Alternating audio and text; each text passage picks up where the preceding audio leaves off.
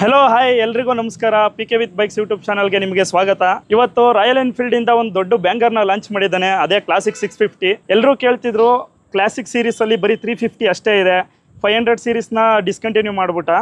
But 500cc discontinue ಮಾಡಿದ್ಮೇಲೆ ಸಿಕ್ಕಾಬಟ್ಟೆ miss ಮಾಡ್ಕೋತಿದ್ರು classic 500ನ. But ಈಗ ಇದು ಲಾಂಚ್ ಮಾಡಿರೋದು ಅದರ ಅಪ್ಪನ್ ತರ ಲಾಂಚ್ ಮಾಡಿದ್ದಾನೆ ಕ್ಲಾಸಿಕ್ 650. ಇದರಲ್ಲಿ ನಿಮ್ಗೆ ಗೊತ್ತಿರೋ ಹಾಗೆ 648cc ಇಂಜಿನ್ ಬರುತ್ತೆ, 47 bhp ಮತ್ತೆ 52 Nm ಟಾರ್ಕ್ ಬರುತ್ತೆ. ಇದು ಆ್ಯಕ್ಚುಲಿ ಕ್ಲಾಸಿಕ್ 500 ಕಂಪೇರ್ ಮಾಡಿದ್ರೆ ಸಿಕ್ಕಾಬಟ್ಟೆ ದೊಡ್ಡದಾಗಿದೆ ಗಾಡಿ.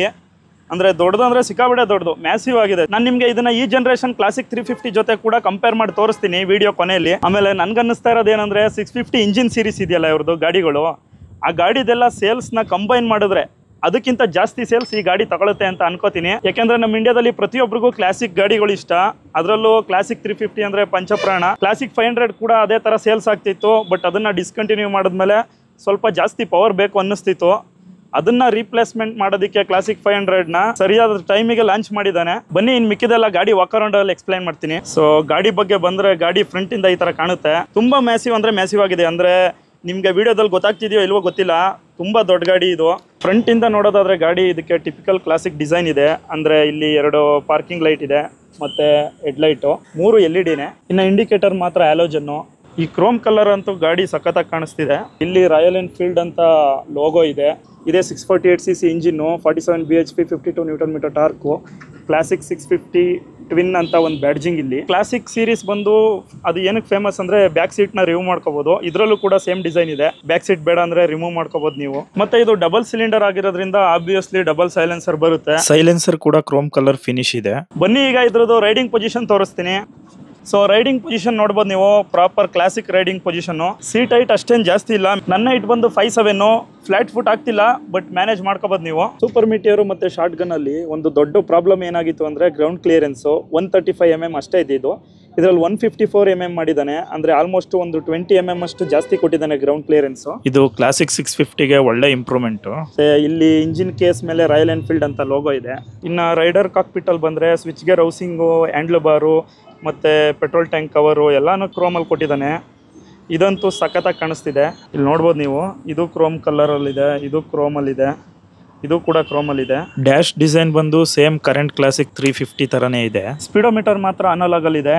ಇದು ಡಿಜಿಟಲ್, ನಿಮಗೆ ಫ್ಯೂಯಲ್ ಗೇಜು ಮತ್ತೆ ಓಡೋಮೀಟರ್ ಇಲ್ಲಿದೆ. ಇದು ಬಂದು ಟ್ರಿಪ್ಪರ್ ನ್ಯಾವಿಗೇಷನ್, ಬೇಕಾದ್ರೆ ನೀವು ಇದನ್ನ ಕ್ಲಾಕ್ ತರ ಬೇಕಾದ್ರೆ ಯೂಸ್ ಮಾಡ್ಕೋಬಹುದು. ಸೊ ಕೀ ಬಂದು same key, almost all Royal Enfield ಗಾಡಿಗಳಿಗೆ ಸೇಮ್ ಇದೇ ತರ ಬರ್ತಿದೆ ಈಗ ಕೀ. ಇಲ್ಲಿ ಒಂದು ದೊಡ್ಡದಾಗಿ ರಾಯಲ್ ಎನ್ಫೀಲ್ಡ್ ಅಂತ ಲೋಗೋ ಎನ್ಗ್ರೇವ್ ಮಾಡಿದಾನೆ, ಚೆನ್ನಾಗಿ ಕಾಣಿಸ್ತಿದೆ ಅದು. ಮತ್ತೆ ಹ್ಯಾಂಡ್ಲ್ ಬಾರ್ ಬಗ್ಗೆ ಹೇಳೋದನ್ನ ಮರ್ತೆ, ಈ ಹ್ಯಾಂಡ್ಲ್ ಬಾರ್ ಬಂದು ನಿಮ್ಗೆ ಓಲ್ಡ್ ಬುಲೆಟ್ ಇಲ್ವಾ ಆ ತರ ಹ್ಯಾಂಡ್ಲ್ ಬಾರ್ ಇದೆ. ಸೊ ನಿಮಗೆ ನಾರ್ಮಲ್ ಕ್ಲಾಸಿಕಲ್ಲಿ ಯಾವ ಥರ ಹ್ಯಾಂಡಲ್ ಬರುತ್ತೆ ಆ ಥರ ಬರಲ್ಲ. ಇದು ಸಖತ್ತಾಗಿದೆ ಹ್ಯಾಂಡ್ಲ್ ಬಾರು, ಹಿಡ್ಕೊಳ್ಳೋದಕ್ಕೆ ಫೀಲ್ ಕೂಡ ಹಾಗೆ ಇದೆ. ಇಲ್ಲೊಂದು ಸ್ಮಾಲ್ ಕ್ಲಾಸಿಕ್ 650 ಟ್ವಿನ್ ಅಂತ ಬ್ಯಾಡ್ಜಿಂಗ್ ಇದೆ. ಇದರ ಫ್ಯೂಯಲ್ ಟ್ಯಾಂಕ್ ಕೆಪಾಸಿಟಿ 15 ಲೀಟರ್. ಆಮೇಲೆ ಸೀಟ್ಸ್ ಅಂತೂ ತುಂಬಾ ಚೆನ್ನಾಗಿದೆ ಗುರು, ಸಖತ್ ಸಾಫ್ಟ್ ಇದೆ. ಲಾಂಗ್ ರೈಡ್ ಅಲ್ಲಿ ಸಖತ್ ಹೆಲ್ಪ್ ಆಗುತ್ತೆ ಇದು ನಿಮ್ಗೆ. ಹ್ಯಾಂಡ್ಲ್ ಬಾರ್ ಗ್ರಿಪ್ಪರ್ ಅಲ್ಲೂ ಕೂಡ ರಾಯಲ್ ಎನ್ಫೀಲ್ಡ್ ಅಂತ ಲೋಗೋ ಎನ್ಗ್ರೇವ್ ಮಾಡಿದ್ದಾನೆ. ಕ್ಲಚ್ ಮತ್ತೆ ಬ್ರೇಕ್ ಲಿವರ್ ಎರಡು ಕೂಡ ಅಡ್ಜಸ್ಟಬಲ್ ಬರುತ್ತೆ. ಇನ್ನು ಸ್ವಿಚ್ ಗೇರ್ ಬಂದ್ರೆ ಇದು I beam, low beam switch, indicator ಮತ್ತೆ ಹಾರನ್ನು, ಕಿಲ್ ಸ್ವಿಚ್ ಮತ್ತೆ ಪಾರ್ಕಿಂಗ್ ಲ್ಯಾಂಪು.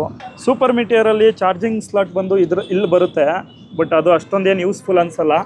ಬಟ್ ಇಲ್ಲಿ ನಿಮಗೆ ಪ್ರಾಪರ್ ಚಾರ್ಜಿಂಗ್ ಸ್ಲಾಟ್ ಇಲ್ಲೇ ಹ್ಯಾಂಡ್ಲ್ ಬಾರ್ ಹತ್ರನೇ ಕೊಟ್ಟಿದ್ದಾನೆ ನೋಡಿ. ಇಲ್ಲಿ ಸಿ ಪಿನ್ ಚಾರ್ಜರ್ ಸ್ಲಾಟ್. ಇದು ಬ್ಯಾಕ್ ಇಂದ ಗಾಡಿ ಈ ತರ ಕಾಣುತ್ತೆ. ಟೇಲ್ ಲೈಟ್ ಬಂದು LED, ಇನ್ನ ಇಂಡಿಕೇಟರ್ಸ್ ಬಂದು ಹ್ಯಾಲೋಜನ್.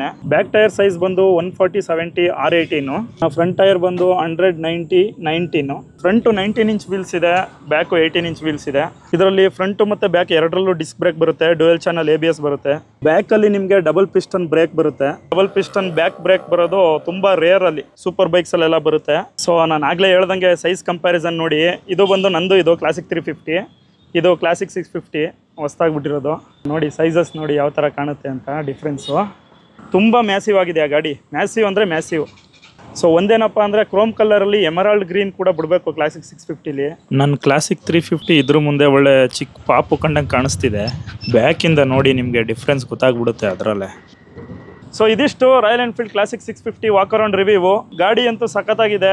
ಇದನ್ನ ಟೆಸ್ಟ್ ರೈಡ್ ಬಿಟ್ಟಾಗ ಓಡಿಸಿ ಹೇಳ್ತೀನಿ ರೈಡಬಿಲಿಟಿ ಹೇಗಿದೆ ಅಂತ. ಸೊ ನನ್ನ ಹತ್ರ ಆಲ್ರೆಡಿ ಸೂಪರ್ ಮೀಟಿಯರ್ ಇರೋದ್ರಿಂದ ರೈಡಬಿಲಿಟಿಲಿ ಅಷ್ಟೊಂದೇನು ಚೇಂಜಸ್ ಇಲ್ಲ ಅಂತ ಅನ್ಕೋತೀನಿ.